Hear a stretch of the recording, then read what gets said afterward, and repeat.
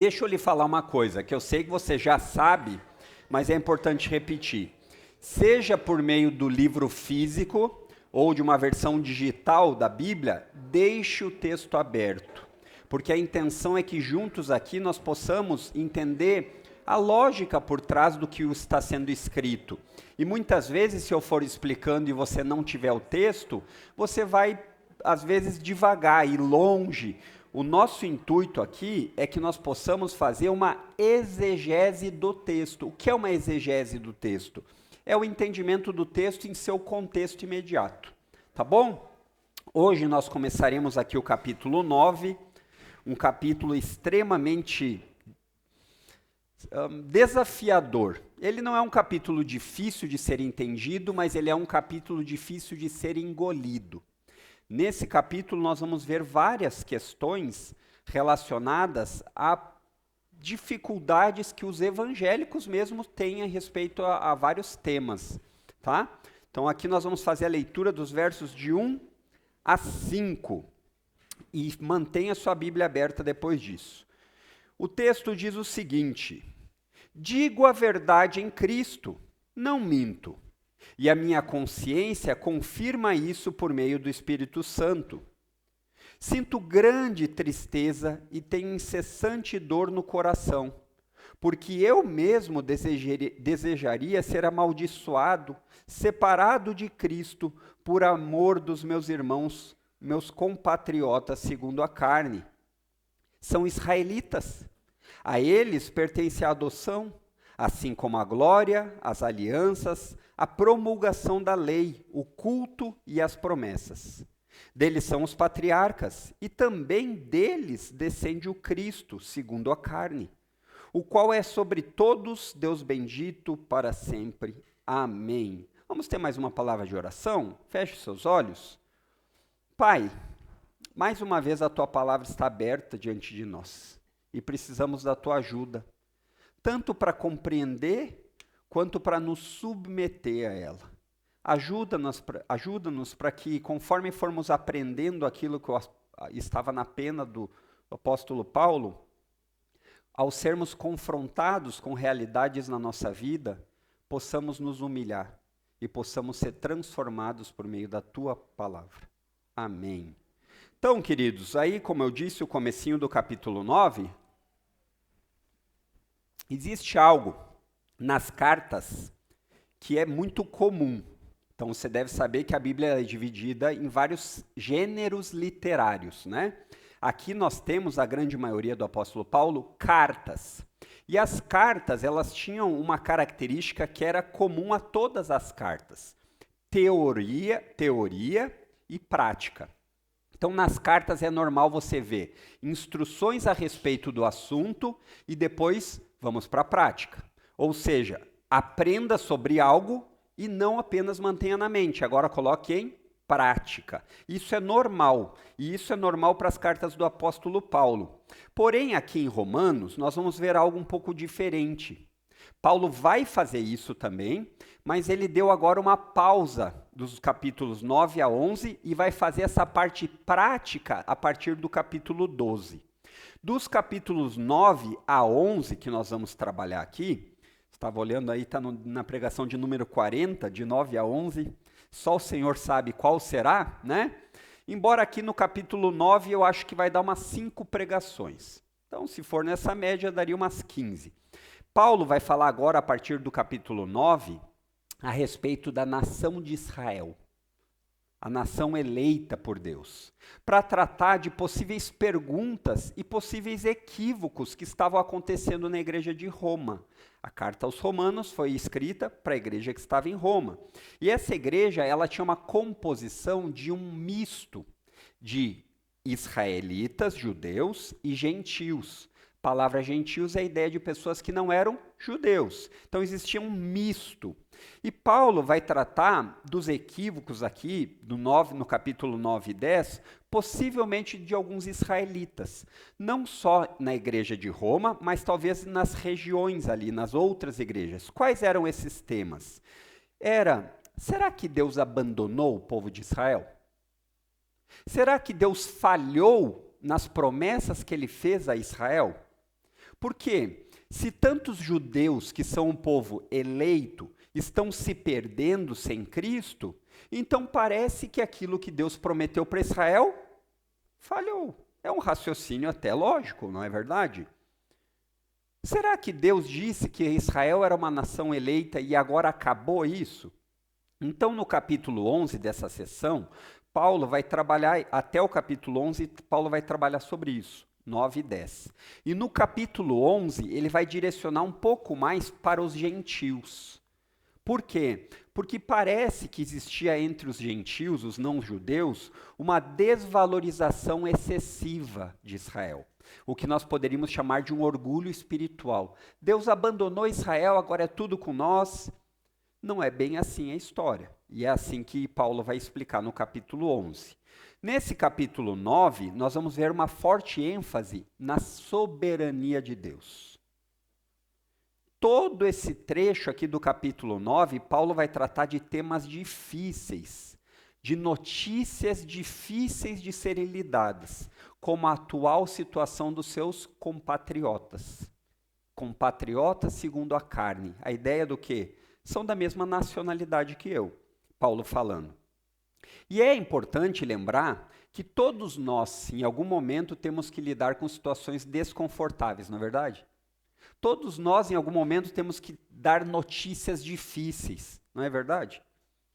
Em algum momento você já teve uma notícia que você não queria ter que lidar.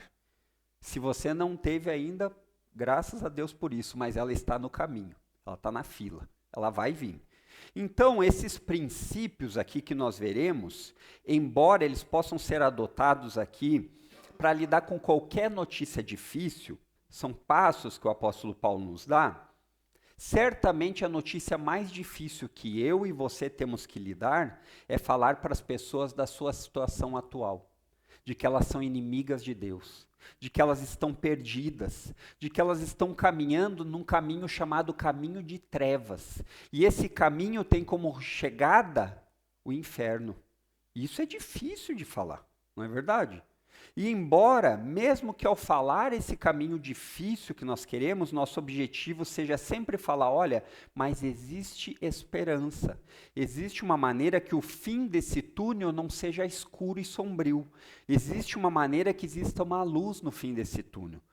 Existe um Deus que é soberano e que salva pessoas. Mas isso não quer dizer que, se seu objetivo for bom, que a notícia vai ser fácil de ser dada. Então, esse é o objetivo que eu tenho aqui com vocês essa manhã. Que Deus nos ajude a entender como lidar com uma notícia difícil. Especialmente uma notícia difícil relacionada à salvação que vem de Deus. Então, em primeiro lugar, aqui no verso 1, nós vamos ver, em primeiro lugar, para você lidar com uma situação difícil, fale a verdade. Em primeiro lugar, sempre lembre-se disso. Fale a verdade. Olha o que diz o texto aí. O apóstolo Paulo diz assim: digo a verdade em Cristo, não minto. E a minha consciência confirma isso por meio do Espírito Santo. Então, Paulo começa esse trecho aqui do capítulo 9 afirmando que ele vai dizer uma verdade, ou afirmando que o que ele vai dizer é verdade. E ele enfatiza isso de tal forma que é a ênfase mais forte em todas as cartas. Essa convicção que o apóstolo quer passar não é visto em nenhum outro lugar dessa maneira. O apóstolo faz isso, e nós vemos isso, porque ele faz isso de duas formas. Ele enfatiza tanto positivamente, ele diz, em verdade, em Cristo, estou falando, e ele enfatiza também negativamente, eu não minto. Então é como se ele quisesse repetir isso para dizer assim, olha, é verdade isso mesmo. Eu não tenho chance de eu estar mentindo. E esses aspectos que o apóstolo Paulo traz aqui, ele une com algumas características que vão confirmar que é verdade. A ênfase que Paulo quer dar aqui no verso 1 é tão grande que ele aponta para a união com Cristo. Ele diz assim, olha, eu digo a verdade em Cristo. Eu digo a verdade que eu, que estou unido por meio da fé com Cristo, Essa união me transformou de tal forma que a mentira não é uma possibilidade. Afinal, eu estou unido à verdade encarnada. Jesus é a verdade. Então, eu como crente não tenho nem não faz sentido esse hábito de ser mentiroso, de manipular alguma informação. Não é compatível. Além disso, você vai perceber aí no texto que ele diz, que ele traz isso, além da testemunha de Cristo, ele diz assim, e a minha própria consciência. Consciência no sentido de alguma coisa que você sabe que é certo moralmente ou errado. Só que de acordo com o ensino de Paulo na Bíblia, a consciência do homem, ela só pode ser confiável quando ela é renovada pelo Espírito de Deus. É o que ele vai ensinar lá em Romanos capítulo 12. Então aqui, em outras palavras, Paulo está dizendo assim, meus irmãos, Cristo vive em mim. Cristo é minha testemunha, e não só Cristo é minha testemunha, como minha mente é controlada pelo Espírito de Deus, de tal forma que a verdade é minha única opção. O meu desejo é agradar o Espírito. Paulo ensinou isso lá em Romanos capítulo 8, verso 6. Então o que nós aprendemos aqui é que a verdade é algo inegociável ao cristão. Porque se Deus é um Deus de verdade, e o pai da mentira é o Satanás, conforme João 8,44, você tem duas possibilidades. Ou você lida com a verdade e é filho daquele que é o pai da verdade, ou você lida com a mentira e é filho daquele que é pai da mentira. Percebeu como são só duas opções? E a Bíblia repetidamente afirma, ordena, que nós cristãos falemos a verdade em amor. Efésios 4,15 diz isso. E conforme nós vemos em toda a Escritura, e especialmente no Novo Testamento, essa verdade está bem destacada. Mas e aí a pergunta que a gente faz aqui ao texto é, então por que será que Paulo precisa afirmar isso? É normal saber que a verdade e o crente são unidos. Por que Paulo, além de afirmar isso, ele ainda convoca testemunhas, dizendo, olha, o Senhor Jesus e o Espírito Santo são minhas testemunhas. Lembre-se que é importante lembrar do contexto. Paulo era constantemente acusado de ser um traidor da nação de Israel. Ele era constantemente acusado de ser alguém que falava mal da lei de Moisés. Por quê? Porque Paulo demonstrava amor e paixão na sua missão entre os gentios de falar sobre o Deus da graça, o Deus do favor imerecido, o Deus que não faz uma troca com as pessoas conforme merecimento. Então, de tal forma que a Bíblia o chama de o apóstolo dos gentios. E existia nos bastidores de tudo isso uma acusação dele ser antipatriota, anti-judeu. E por isso poderia ser que ele estivesse abandonado sua nação. Olha, já que ele está pregando entre os gentios, ele nem deu bola mais para Israel. Ele não quer nem saber. A tal ponto que ele nem se importa conosco. Essa é a ênfase que o apóstolo Paulo quer provar que não era verdade. Paulo se importa e se importa de verdade. É isso que nós vemos Paulo enfatizando por meio dessa ênfase dupla. E nós também devemos nos importar com a verdade. Nós também devemos valorizar a verdade. Qual verdade é essa? Todas, mas especialmente a respeito do Evangelho. Especialmente valorizar a verdade a respeito de quem Jesus é. Essas são verdades que nós não negociamos. Essas são verdades que você não abre concessões. É Jesus e mais alguém.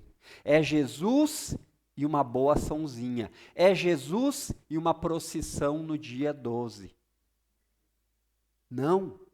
A verdade inegociável é que Jesus é único. E nossa consciência, assim como a do apóstolo Paulo, deve ser conformada de tal forma que você não tenha mais dúvidas a respeito disso. De que essas verdades simples, mais duras, essas verdades simples, mais profundas, elas inundem seu coração e subam para sua mente. A verdade de quem Deus é, do que a Bíblia representa e do que Cristo veio fazer. Essas verdades devem transformar nossa maneira de viver, de maneira que cada ação cotidiana da sua vida e da minha sejam transformadas por isso. De manhã no trabalho, em casa, no colégio. Muitas pessoas, e eu diria com tristeza no coração, até mesmo crentes, vivem vidas de meias verdades. Ao contar uma história a respeito de algo, ou elas aumentam muito, ou elas contam só um pedacinho, ou elas distorcem. O nome disso é mentira. Por mais bonito que essa roupa possa ser colocada. Muitas vezes essas pessoas não se preocupam a respeito se o que elas estão falando é um fato real ou imaginário. Um fato verdadeiro ou distorcido. Acabam por acreditar naquela frase: é melhor uma mentirinha que traga um sorriso do que uma verdade que traga uma lágrima. Queridos, grave isso. A mentira sempre cobra o preço. Se não for hoje, vai ser amanhã. Não seja enganado. A mentira não vem de Deus. Nunca. E ela nunca vai fazer bem nenhum para ninguém. A verdade não é negociável, mesmo quando isso seja difícil. Existem vários aspectos que uma mentira torna as coisas mais fáceis momentaneamente. Eu trabalho no comércio e muitas vezes as dificuldades que nós enfrentamos no comércio seria muito mais fácil mentir. Mas para o crente, para o cristão, a verdade é inegociável. Mesmo quando for trazer desconforto. E por vezes, falar a verdade não só traz desconforto, que já é ruim, né? É ruim. Mas muitas vezes falar a verdade pode trazer até inimizade. Ainda mais quando nós vamos falar a respeito de vida eterna. Mas algo que você precisa entender que está relacionado com a verdade, é que a verdade é a maior expressão de amor que você pode ter por alguém, assim como Deus tem por você. E nós precisamos estar preparados para dizer isso. Nem todos os caminhos levam a Deus. Por mais que você acredite nisso, não há outra forma que não seja por meio de Jesus. João 14:6. Sabe por quê? Porque ao dizer isso, você vai estar lidando com essa pessoa de maneira amorosa. Por mais que ela não entenda naquele momento ou ache ruim. Porque você vai falar a respeito de uma verdade, de um relacionamento com Deus. Porque você vai falar a respeito da verdade de uma vida eterna que aguarda todos os seres humanos, quer os que acreditem, quer os que não acreditem. Então, essa verdade, ela está enraizada num amor profundo, por mais doloroso que seja, por mais inimizade num nível horizontal que possa acontecer, porque você pensa no amanhã dessa pessoa. E o outro lado disso é que se essa pessoa nunca ouvir falar a respeito dessas verdades que não são negociáveis, que são importantes, ela nunca vai ter a possibilidade de experimentar o amor de Deus, que salva pecadores.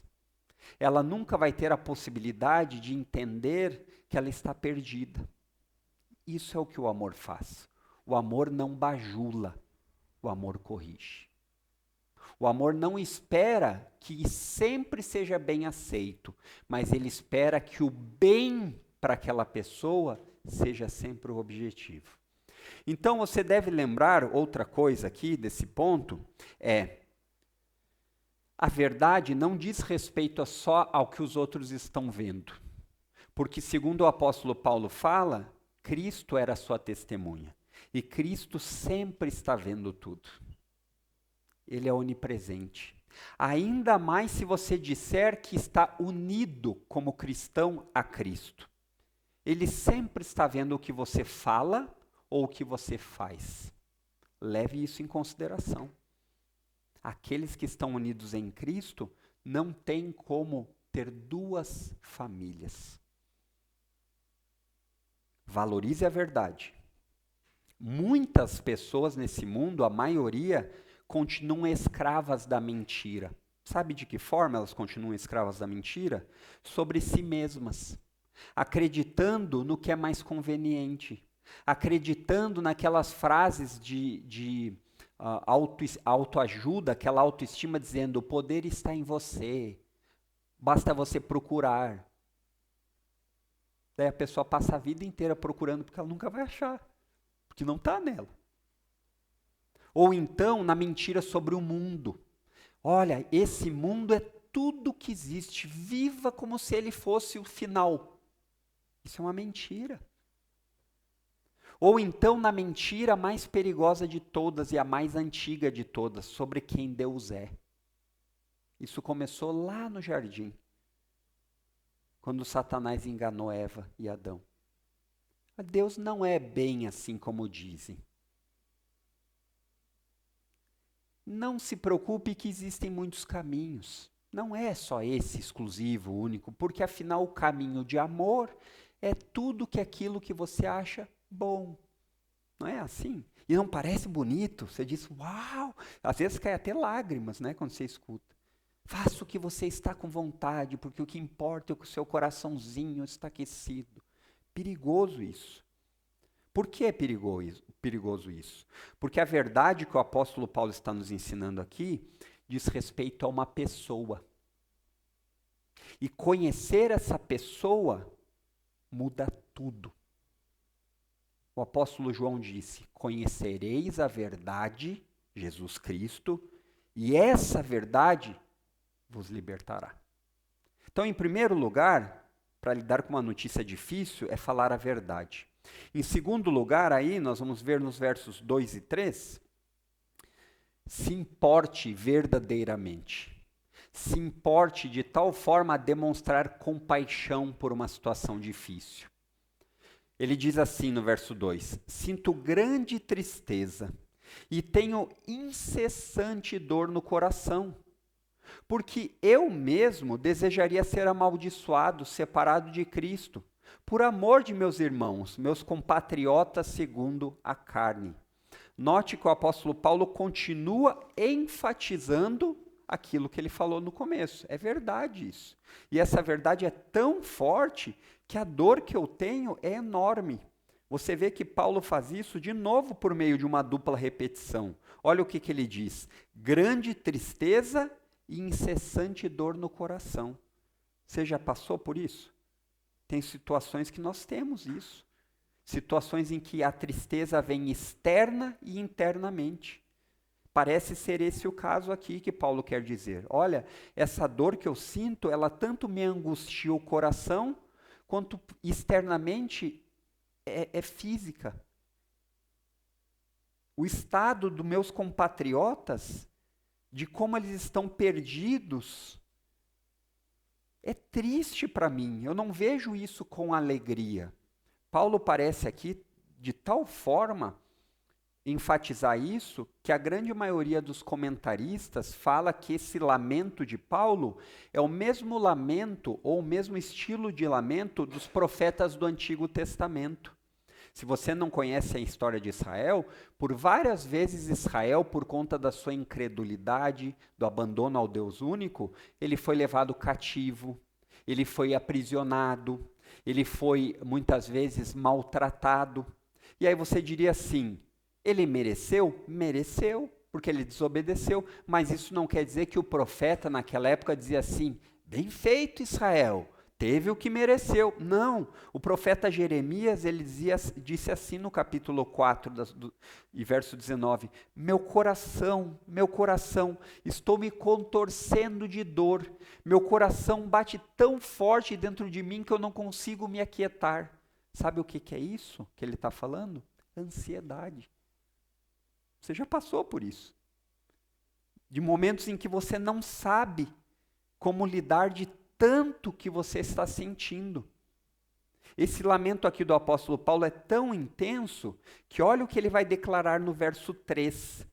Olha o que ele vai declarar no verso 3, ele diz assim: porque eu mesmo desejaria ser amaldiçoado, separado de Cristo. Parece pesado ou não? Olha o que o apóstolo Paulo está dizendo. Numa leitura corriqueira, você vai dizer assim, o apóstolo Paulo ele está usando uma expressão aqui tão pesada de que, se fosse possível, ele abandonaria Cristo, seu tesouro mais precioso, por amor aos seus irmãos. Mas isso, numa primeira leitura, a gente olha isso e diz, mas isso não está em contradição com a Bíblia? Porque a Bíblia fala que Jesus é o tesouro mais precioso que qualquer um deva querer, não é? Como é que o apóstolo Paulo pode falar isso? Como é que o apóstolo Paulo pode sugerir isso? Porque o apóstolo Paulo quer dar a ênfase naquilo que ele está sentindo, no amor verdadeiro que ele tem pelos perdidos. Paulo sabe que isso é impossível, mas ele quer dar aqui uma ênfase no que ele sabe que é a representação do que é estar longe de Cristo. O termo aqui que ele usa, eu mesmo desejaria ser amaldiçoado, uma outra tradução traz a palavrinha anátema. E essa palavrinha sempre está relacionada com algo de separação do eterno. Algo que vai custar o preço da eternidade. Uma condenação de que a pessoa não vai ter relacionamento com Deus durante todo o sempre. É esse peso que o apóstolo Paulo quer falar.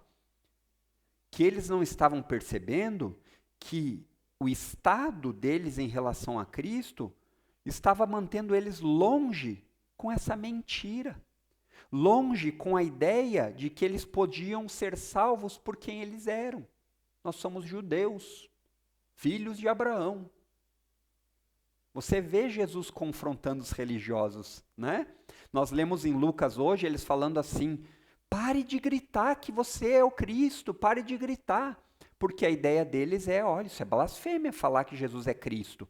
Aí Jesus disse assim, se eles pararem, sabe quem vai começar a clamar aqui falando? As pedras. Porque isso é de extrema importância. O Messias prometido havia vindo. Nesse momento aqui da carta, a situação de Israel, da grande maioria, é que eles estão se perdendo. E esse é um dos motivos que o apóstolo Paulo usa essa expressão. Desejaria ser amaldiçoado, separado de Cristo. Porque, de certa forma, o apóstolo Paulo está querendo mostrar o maior exemplo de alguém que fez isso. De alguém que veio à terra para ser amaldiçoado e tirar a maldição daqueles que mereciam ser amaldiçoados. Sabe quem fez isso? Paulo fala em Gálatas 3:3. Jesus fez isso. O justo pelos injustos. O único que de fato poderia olhar para Deus e dizer, eu sou bom. E Paulo faz isso para demonstrar o peso do que ele sabe que aguarda aqueles que estão sem Cristo. A ponto de dizer que ele tem uma incessante dor no coração, de ver que esses irmãos compatriotas vão passar a eternidade longe de Jesus. A eternidade longe de Jesus e sofrendo no inferno. Não é apenas a ausência da presença, é a presença da justiça. Não é a ausência do amor, é a presença da condenação. O próprio Jesus conta uma história a respeito da importância disso. Ela está lá em Lucas 16. E ele diz assim a respeito de Lázaro e o rico.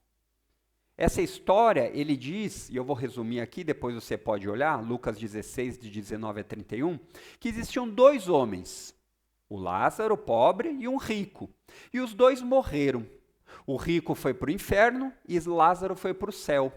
E depois de algum tempo, o rico sofrendo, ele diz assim, olha, deixa eles voltarem, contar para os meus familiares que esse lugar que eu estou é de um tormento tão grande, para que eles não venham. Esse lugar é tão terrível que ele pede para que seja molhado só a ponta do dedo para ele poder. Parece que é essa mesma ênfase que o apóstolo Paulo está enxergando. A ênfase de que o inferno é real e de que é um lugar terrível, onde o sofrimento não para. Você já teve alguma dor? Eu creio que sim. Tem algumas que são piores, algumas que são mais tranquilas, né? Dor de dente é uma dor chata, dependendo do jeito, ela não passa, dali a pouco você vai, né? Tem dor do ciático, né? Tem dor, eu tive algumas vezes, de ácido úrico, é terrível. Isso é uma semaninha sofrendo. E eu já não aguentava mais com essa dor. Agora você imagina um período de tempo em que o relógio parou. Ou, em outras palavras, que nunca mais vai acabar. Para pensar nisso. O apóstolo Paulo tem convicção desse período. A mensagem sobre a vida eterna, ela passa sobre toda a Bíblia. O ensino é claro, não é um ensino, será que quer dizer? É claro. O ensino é simples, porque diz que só tem 2 caminhos. É verdade que hoje em dia o pessoal está fazendo um caminho do meio, né? Diz assim, não precisa. O ensino é simples e o ensino é direto. Quando você é convencido por Deus, por meio da sua palavra, a respeito dessa vida eterna, e você pensa a respeito disso, é esperado que crentes sejam levados a ter um aperto no coração sobre pessoas que você conhece que estão se perdendo, especialmente os da carne, os da sua família. Talvez a esfera mais profunda que nós poderíamos falar desses que se perdem sejam os filhos. Quem tem filho aqui sabe. Que você, se você pudesse evitar, você trocaria de lugar com seu filho para ele não passar alguma dor que você está tendo, algum sofrimento. E essa é a ideia que o apóstolo Paulo aqui quer falar, a compaixão dos perdidos. E embora essa situação aqui do verso 3 seja hipotética e pareça estranha, é importante você saber que ela não é única. Outra pessoa também orou assim a Deus, falando: olha, Deus, se o Senhor não salvar fulano, me risca do livro da vida. Moisés fez isso. Após aquele incidente do bezerro de ouro, onde o povo também, aqui é uma história lá em Êxodo 32, se você não está familiarizado, depois você anota, é uma história interessante até os desdobramentos, né? Porque ali o povo recém tinha sido liberto. O povo tinha sido dito, olha, não tem outros deuses diante de mim. Aí eles vão lá e fazem um bezerrinho de ouro para ser o Deus deles. Porque Moisés fazia um tempo que estava ausente, então eles disseram, olha, Moisés morreu, vamos fazer um Deus para nós seguirmos. E o mais curioso da história é que eles dizem assim, como é que esse bezerro surgiu? Eu não sei, nós jogamos o ouro aí e ele apareceu. Você imagina? Como a mentira toma proporções destruidoras? E Moisés diz, Deus, se o Senhor não perdoar esse povo, apaga o meu nome do livro. Esse é um sinal de compaixão que Moisés estava tendo. Ainda bem que Moisés e Paulo fizeram isso, que eu não teria essa coragem. Senhor, o meu não apaga. O meu não tira fora de jeito nenhum. Mas o ponto aqui é a demonstração da compaixão. Paulo quer se identificar com os seus compatriotas, em semelhança de Moisés, que fez isso também, de falar, olha, não só é mentira que eu não me importo com vocês, mas eu me importo de tal forma que, se preciso, eu daria minha própria vida. Então nós vimos que a verdade não pode ser negociada, mas nós também vimos que a compaixão faz parte da vida do cristão. Nós não devemos ser pessoas que têm prazer em ver as pessoas indo para o inferno. Bem feito. Bem feito, esse aí merecia mesmo. Nós devemos lembrar que a base para nós não pensarmos assim é que o ser humano foi feito à imagem de Deus. Quer o ser humano que seja. Até alguns que você olha e diz assim, esse daí não pode ter sido a imagem de Deus, deve ter sido a imagem do capeta. Mas foi. E nós sabemos que ao eles viverem a vida dessa forma, as consequências que eles terão no final da estrada. E nós devemos ter um coração que se compadece disso. Porque nós sabemos que o destino eterno é verdadeiro. Porque nós sabemos que a vida eterna é verdadeira. Porque nós sabemos que o céu é real.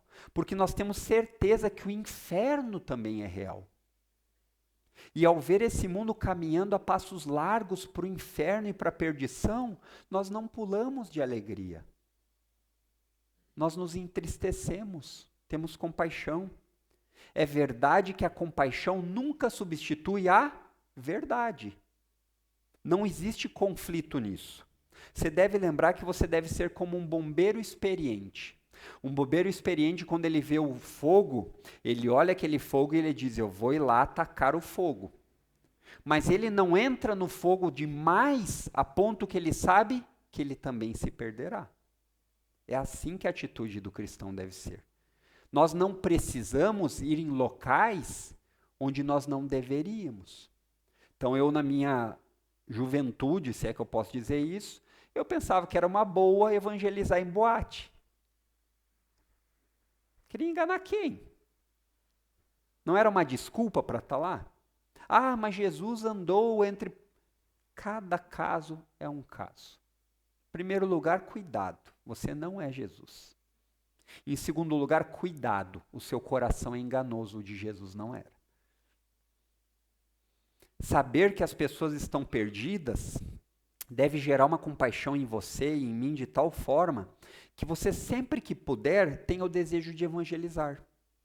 É sempre possível falar? Não. Mas é sempre possível orar.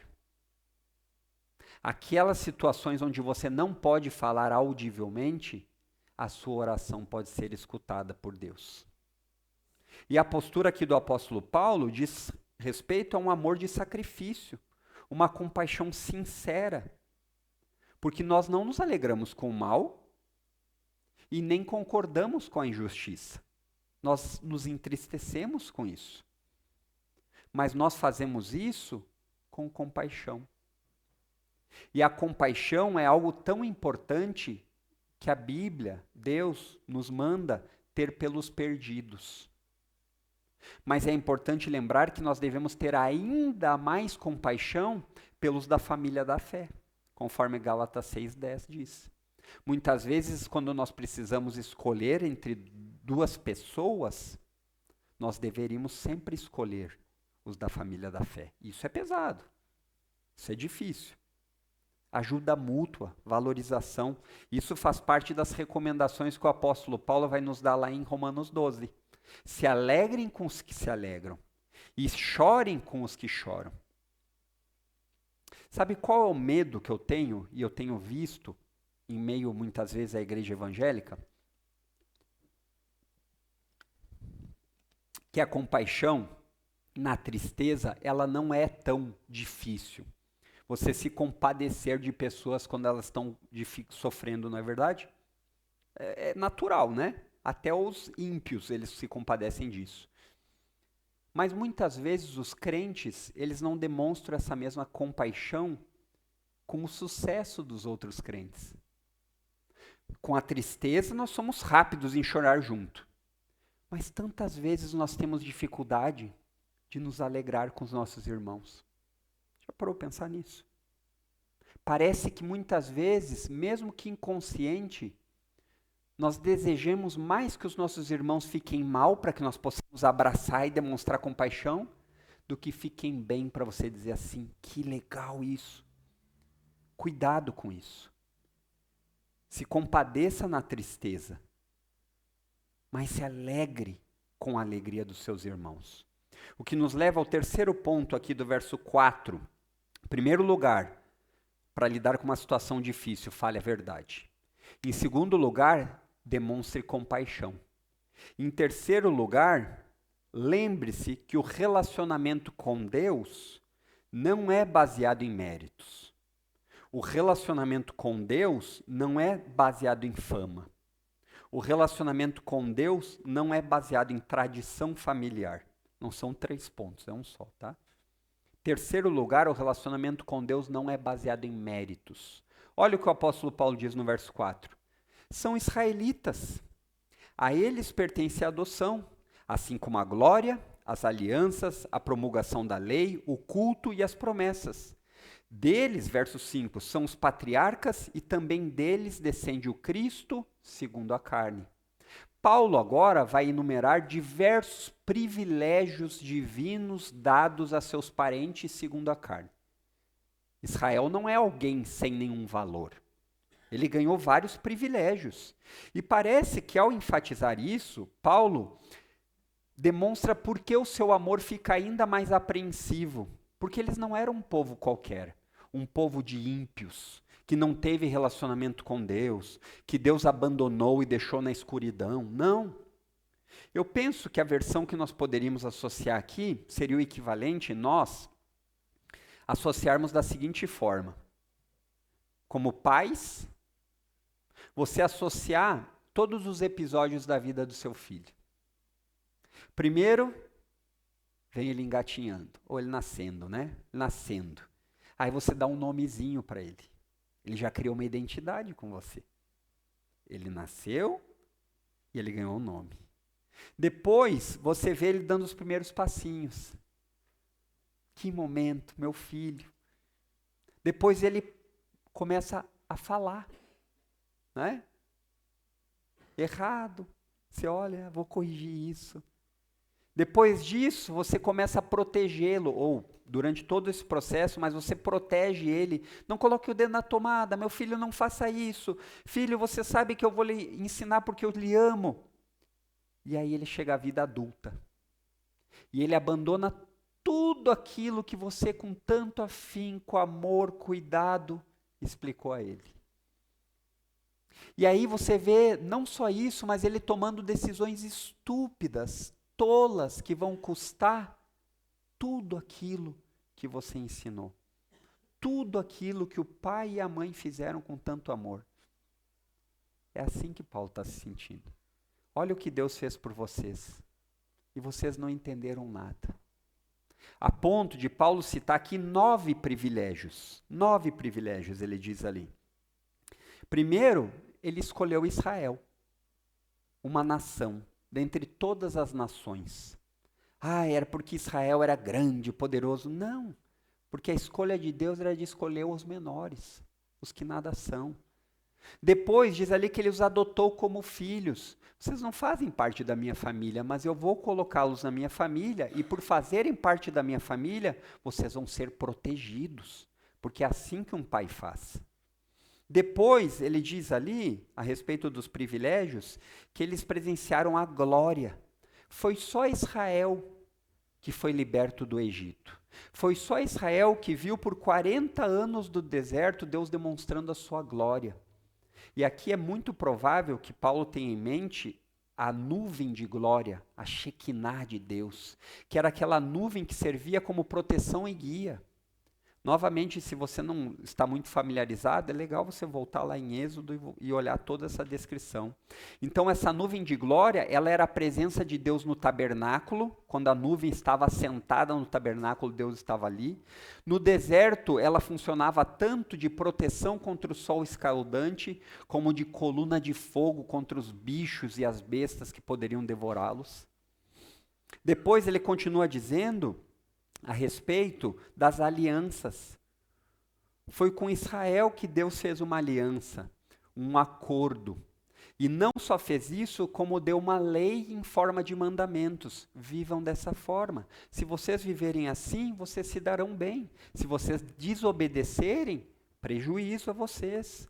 Depois ele continua dizendo ali, a respeito disso, vem o culto e as promessas. Foi a eles que Deus disse, olha, esses povos são todos povos politeístas. Eles têm muitos deuses, eles nem sabem para que estão orando. Eles oram para madeira, eles oram para rocha, eles oram para tudo. Vocês vão ter o único e verdadeiro Deus, Yahvé. O único Deus que é digno de ser adorado. Isso é um privilégio. Depois ele fala que não só isso, mas eles receberam promessas de que eles seriam o povo por meio do qual Deus o tornaria conhecido ao mundo. Olha que privilégio isso. Sabe quando você vê aquelas pessoas na Olimpíada, e aí você vê que tem as comitivas, né? E aí tem uma pessoa escolhida entre todas da comitiva, que ela vai à frente para levar ou a bandeira ou a tocha. Isso é um privilégio, porque ela está representando uma nação. E não só isso, ele continua dizendo, olha, além disso, os patriarcas vieram de vocês. Quem são os patriarcas? Aquelas pessoas que Deus escolheu na história para tornar o nome deles conhecido. Abraão, Isaque e Jacó. E ainda, por fim, ele diz, e não só isso, mas o próprio Cristo, o Messias, vem da geração da nação de Israel, segundo a descendência física, a carne. Você entendeu por que Paulo está triste? Vocês não compreenderam tudo isso? Eu até lendo aqui, eu confesso aos irmãos, eu acho que isso é o meu pecado. Eu tento sempre me compadecer no sentido de justificar. Ah, mas dá para entender, né? Porque olha só tudo que eles viram. E esse é um perigo muito grande. Porque a ignorância não absolve. Esse é um perigo muito grande. Não saber sobre algo não quer dizer que você é inocente. Paulo diz a eles que tudo isso importa. Tudo isso tem valor. Mas vocês estão errando no que essa história diz respeito. Vocês estão perecendo porque vocês estão equivocados. E isso dói no meu coração. Vocês estão olhando para essa história que tem tanto orgulho e não estão vendo para que ela apontava. Ela apontava para o Messias, que veio inclusive de vocês, e que é o Salvador. Vocês o estão negando. Paulo corrige esse equívoco. Na memória deles, todos esses privilégios tinham como ponto de partida quem? Israel. Nós somos Israel. Nós somos o povo da promessa. Nós vimos maravilhas. Nós vimos. Enquanto Paulo quer demonstrar que a soberana vontade de Deus nunca teve como ponto de partida Israel. Israel tem valor. Ele cumpriu os propósitos que Deus tinha para ele. Mas o mérito nunca foi deles. Percebe a diferença? Foi Deus quem escolheu. Foi Deus quem os libertou. Foi Deus quem deu os mandamentos. Foi Deus quem fez as promessas. Porque Deus escolhe os menores, os mais fracos, os que nada são. Deuteronômio 7,7 fala isso, e depois nós vamos ver isso, Paulo falando na 1 Coríntios, capítulo 1, verso 27. Então seria uma reformulação aqui, é como se Paulo estivesse falando o seguinte, olha, meus irmãos, tudo aquilo que é importante em nossa história deve ser louvado. Só que tudo aquilo que era importante apontava para o Messias. E esse Messias é Jesus Cristo de Nazaré. Longe do Messias, não importa seus méritos e sua família, você está longe de Deus. A versão moderna disso, e acontece, pode ser assim. Eu sou da família do fulano de tal. Meu avô era pastor, meu pai era pastor, logo eu estou salvo. Essa equação não funciona. Ou então, pessoas que dizem, olha, eu sou irmão do fulano de tal, e ele é um crente convicto. Sem Cristo, não importa sua descendência. Não importa quantos anos sua família foi fiel a Deus. Não importa suas posses, porque a riqueza não compra um espaço no céu. Não importa, talvez aqui eu vá chocar vocês, o quão religioso você pensa que você possa ser, dizendo assim, eu vou na igreja quarta e domingo, quando tem evento eu vou também. Sem Cristo, você está perdido. Sem Cristo, nenhuma religiosidade vai lhe salvar. Ah, mas então estou liberado. Eu já não vinha na quarta, agora o pastor me deu salvo-conduto. Não é isso que eu estou querendo dizer, irmãos.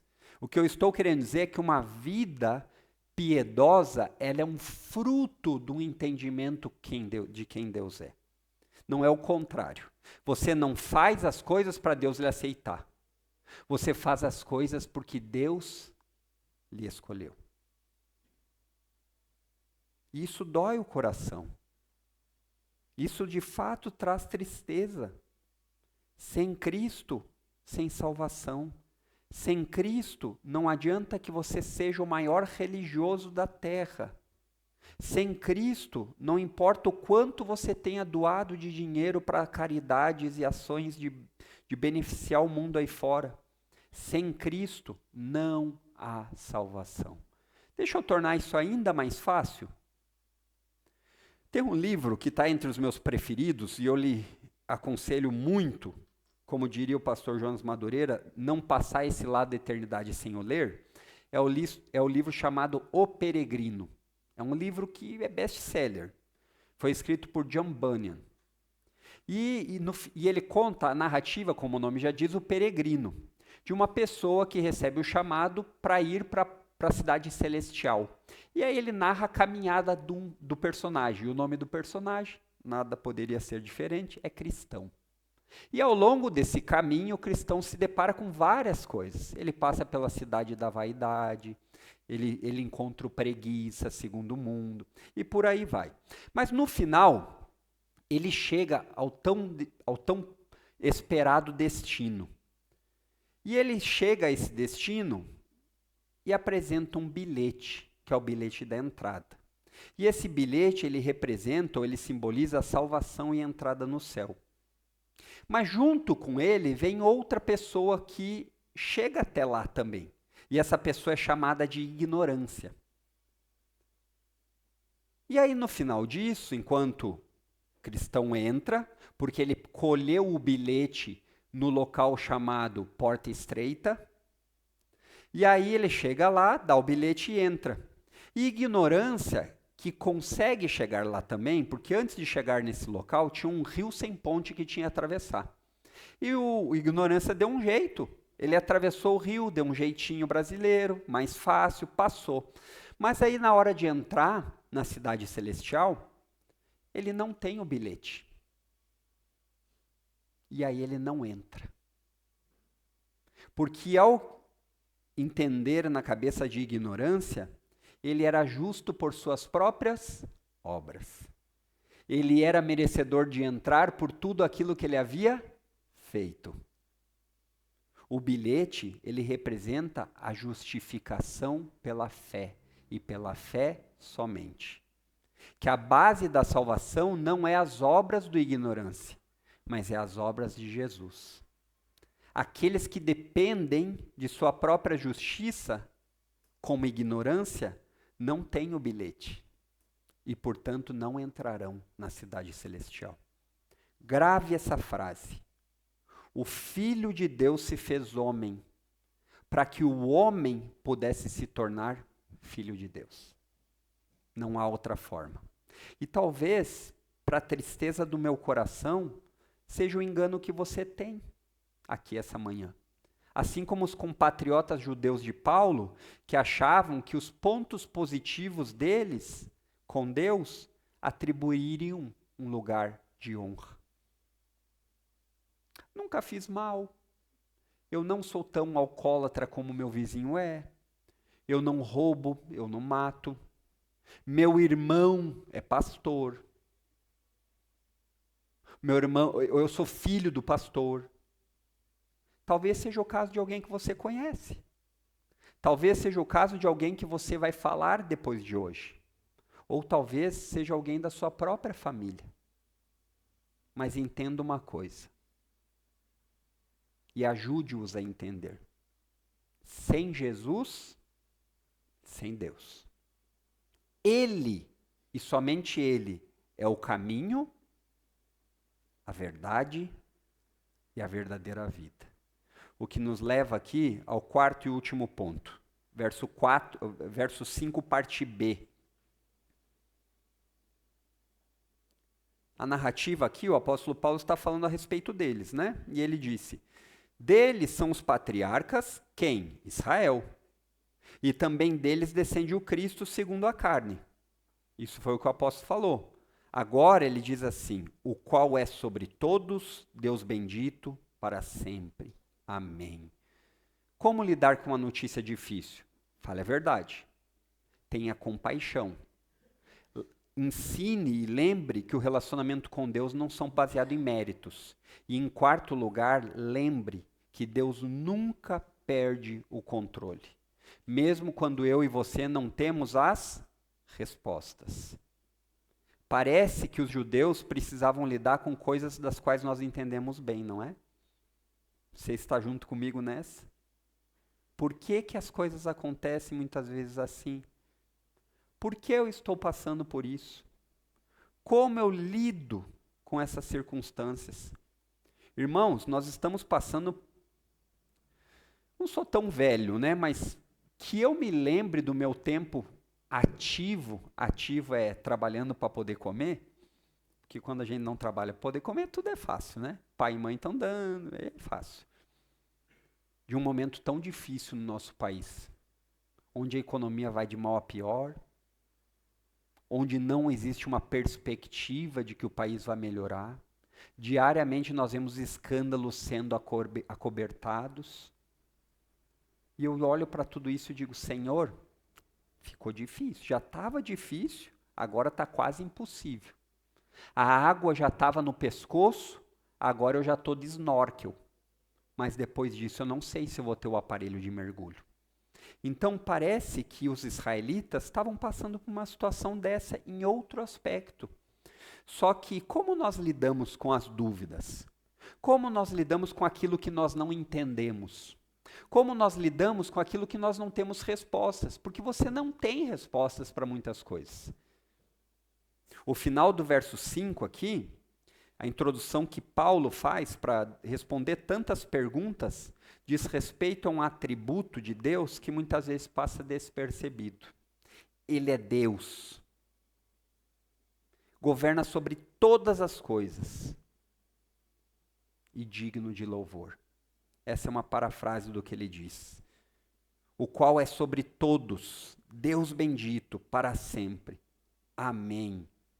Paulo não está lidando aqui com uma oração apostólica, como era comum. Muitas vezes eu lhe abençoo em nome do Pai, do Filho e do Espírito. Amém. Paulo não está dizendo. Paulo está destacando a soberania e a divindade do Cristo que eles estavam rejeitando. E isso é importante. Entender isso, que a soberania, ela diz respeito ao direito e controle absoluto de Deus sobre o universo, sobre as circunstâncias, sobre as pessoas. E isso não é fácil de entender. Ou melhor, fácil de entender não é fácil de aceitar. Mas quando pelo Espírito de Deus habitando nos crentes, você percebe isso, lhe traz liberdade e paz. Lhe traz liberdade e paz de saber que mesmo as circunstâncias que escapam das suas mãos, não estão escapando das mãos do Deus que você serve. Quer dizer que você vai entender tudo nos mínimos detalhes? Não, queridos. E vou lhe dizer que a fila é grande. Se você for parecido comigo, a fila é enorme. Daquelas coisas que você gostaria de ter um pouquinho mais de detalhe. E o outro lado da mesma moeda é aqueles que não compreendem a soberania de Deus, eles se revoltam. Eles entendem esse Deus como um Deus mau. Eles entendem esse Deus como um Deus que não faz as suas vontades, que não faz como eles gostariam, que pedem até a Deus, oram até a Deus na cabeça deles, e com sinceridade. Mas ao Deus não escutá-los, eles o abandonam, se é que um dia eles o conheceram. Sabe por quê? Porque nos nossos dias a versão de Deus, ela é muito mais parecida com o Deus do Aladim. Conhece o Aladim? Também é um ótimo desenho, eu lhe recomendo ver. Lá tem um personagem chamado Aladim. E ele encontra uma lâmpada mágica. E essa lâmpada mágica tem um gênio. Aí ele esfrega a lâmpada e ele tem direito a desejos. Ele manda no gênio. Por mais poderoso que o gênio é, ele é muito mais poderoso que o Aladim, muito mais. Mas ele está submetido a fazer a vontade do Aladim. Então o Aladim faz. Eu desejo. Sabe como é hoje em dia? Deus, eu decreto. Deus, eu declaro. Deus, eu determino. Como se o Deus soberano estivesse obrigado a obedecê-lo. Só qual é a diferença? Enquanto a palavrinha lá do desenho é o desejo, o equívoco do meio evangélico é que depois de decretar, você fala a palavra mágica no final disso. Em nome de Jesus. Uau! Agora Deus está aprisionado, obrigado a fazer minha vontade. Não é assim que acontece. Não é assim que Paulo está explicando.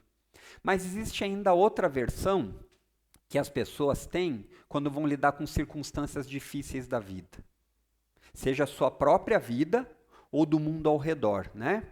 Então, ao ver que existe mal no mundo, ao ver que existem crianças passando fome, situações que nós nos entristecemos, ao ver que as coisas não acontecem do jeito que elas gostariam, e aí existem vários aspectos, vários. E eu não estou dizendo que esses aspectos não são importantes às pessoas. Eu não estou dizendo que esses aspectos não doem. Uma mãe que não consegue ter um filho, uma esposa, uma mulher que não consegue encontrar um marido. Eu não estou dizendo que não dói. Mas o que eu estou dizendo é que normalmente, em meio às circunstâncias difíceis da vida, as pessoas pensam como pensaram os judeus. Ou Deus falhou, ou ele não é amoroso, porque como é que ele deixaria tantas coisas ruins acontecerem? Ou então, e essa tem sido a maior saída, ele não tem poder para mudar isso. Talvez esse seja o seu pensamento aqui essa manhã. E para solucionar esse problema, muitas pessoas, inclusive no meio evangélico, têm aderido a um movimento chamado de teísmo aberto. Teísmo da ideia de Deus e da ideia de um Deus que não se mete naquilo que ele criou. Então, a ilustração melhor que já foi dada, não é minha, mas que eu acho que é a melhor, eles entendem Deus como um relojoeiro, que pega a corda do relógio, que é a sua criação, dá a corda, mas depois ele não pode mais tocar mais. Ele não toca mais. Então, no máximo, ele não intervém. Ele não é um Deus que intervém. Ele é um Deus que se abstém. Mas ele até tem desejo. Ele até olha você sofrendo e ele diz assim... Ele até que ele dá o lencinho. Mas ele não tem poder para mudar a sua circunstância. No máximo que esse Deus vai fazer é dar o seu ombro e dizer assim... Adriano, eu sei que as finanças vão mal. Adriano, eu sei que a doença tem lhe pegado. Mas eu não tenho o que fazer. Senta aqui e vamos chorar juntos. Será que esse é o Deus da Bíblia? Esse não é o Deus da Bíblia, que precisa pedir permissão. Por favor, você pode me escolher? Esse Deus não é o da Bíblia. Não é o Deus que precisa explodir uma coisa para trazer outras à existência. Esse não é o Deus da Bíblia. Não é o Deus da Bíblia que também não tem forças quando você já fez tudo que estava ao seu dispor, ou tudo que estava ao seu alcance. Quando você olha e diz assim, eu não tenho mais o que fazer, eu já fiz tudo. E você, Deus, eu também não, estamos juntos nessa. De mudar aquilo que é impossível aos nossos olhos. O Deus da Bíblia, que é o meu Deus, que é o Deus de Paulo, que é o Deus de Abraão, que é o Deus de Isaac, que é o Deus de Jacó, é um Deus único. Não existe outro igual. Que diz as coisas que vão acontecer no fim, desde o começo, Isaías 46:10. Que chama as coisas à existência do nada, ex nihilo, do nada. Ele não precisa de uma explosão, ele chama e elas acontecem. Romanos 4:17. Meu Deus é aquele que, quando ele quer agir, ninguém o impede. Isaías 43:13. Que transforma corações de pedra que o rejeitam em corações de adoradores. Ezequiel 36:26. Esse é o Rei da Glória, do qual Paulo fala: bendito sobre todos e bendito para sempre. Amém. Paulo estava demonstrando isso aos seus compatriotas judeus. Reconheçam a verdade sobre quem Deus é, sobre aquilo que ele revelou. Reconheçam a soberania de Deus em tudo, mesmo nas notícias difíceis, ruins de explicar. Reconheça que a providência de Deus, providência é um termo que nós usamos para o cuidado de Deus diário na sua soberania, nem sempre está visível aos nossos olhos naquele momento. Como poderia ser assim? Senhor, antes de vir um momento difícil, manda um WhatsApp para que eu veja. Não é assim. Não é assim. A verdade é que nós não temos acesso àquilo que Deus não quis revelar. Por isso, nós precisamos ficar com o que a Bíblia, que é a revelação escrita de Deus, nos dá, inclusive a respeito da sua soberania. Como os céus são mais altos do que a terra, assim os caminhos do Senhor são mais altos do que os nossos caminhos. E os pensamentos do Senhor são muito maiores do que os nossos pensamentos. É assim que acontece. Deixa eu fazer aqui algumas reflexões finais, queridos. Se você está em Cristo, unido por meio da fé, você está seguro. Mesmo quando você não entende os porquês. E deixa eu lhe dizer, você não entenderá vários porquês. Mas se você não está unido a Cristo, por meio da fé, você não está inseguro. Você está terrivelmente em perigo. E você não pode ter essa confiança e essa certeza que o apóstolo Paulo dá para aqueles que estão em Cristo. E hoje, vocês aqui terão duas maneiras de lidar com a notícia mais difícil da humanidade a respeito de Deus. Ou você continuará perdido, achando que está tudo bem, como os compatriotas israelitas de Paulo, ou você irá se juntar a Paulo reconhecendo Jesus como Deus bendito, digno de adoração. E deixa eu lhe dizer, a melhor maneira de você viver a sua vida é reconhecendo Jesus como Deus bendito. Não perca mais tempo, porque o amanhã pode ser tarde. Chegamos ao fim aqui dessa primeira exposição e que Deus nos ajude a lidar com isso que Paulo nos ensinou, com notícias difíceis, falando a verdade, tendo compaixão, lembrando que o relacionamento com Deus nunca está baseado em nossos méritos e, por fim, que Deus nunca perde e nunca perderá o controle. Mesmo quando eu e você não temos todas as respostas. Vamos orar? Pai, graças te damos pela tua palavra. Sabemos que ela é lâmpada para a nossa caminhada, mesmo em momentos escuros. Sabemos que nem sempre conseguimos confiar como deveríamos. Nos perdoa por isso. Mas nos ajuda a lidarmos com coragem, com os momentos difíceis, lembrando disso que aprendemos. Se for em nosso caso, que nós possamos descansar na tua soberania. Se for no caso de outros irmãos queridos, que nós possamos nos compadecer, seja qual for o momento, mas também levá-los a conhecer a Jesus, nosso único e suficiente Salvador. Guarda-nos nessa semana, ajuda-nos a passarmos por todas as dificuldades e tribulações, por maiores, difíceis e perigosas, confiando em Ti, sabendo que o Senhor não perdeu o controle e que tudo isso caminha para a Tua glória e para o nosso bem. Em nome de Cristo é que oramos.